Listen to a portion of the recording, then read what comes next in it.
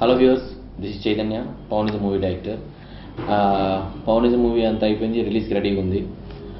ఫ్యాన్స్కి ఎక్స్పెక్టేషన్స్కి ఏమాత్రం తగ్గకుండా సినిమా ఉంటుంది. డెఫినెట్గా ఫ్యాన్స్కి ఫుల్ ట్రీట్ సినిమా.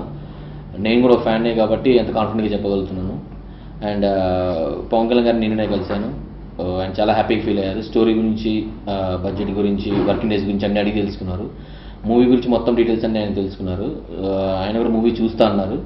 సో నేను ఆ డేట్ కోసం ఎదురు చూస్తున్నాను. అండ్ మూవీ 26th రిలీజ్ అవుతుంది.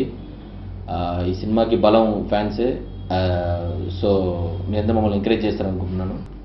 పవనిజం కాన్సెప్ట్ వచ్చేసి సొసైటీ మీద ప్రతి ఒక్కరికి ఒక బాధ్యత అనేది ఉండాలి. సో ఇప్పుడున్న ఎలా అంటే మ్యాక్సిమం మినిమం పక్కోడికి సాయం చేయకుండా బ్రతుకుతున్నాం అనిపిస్తుంది ఇప్పుడు ప్రస్తుతానికి.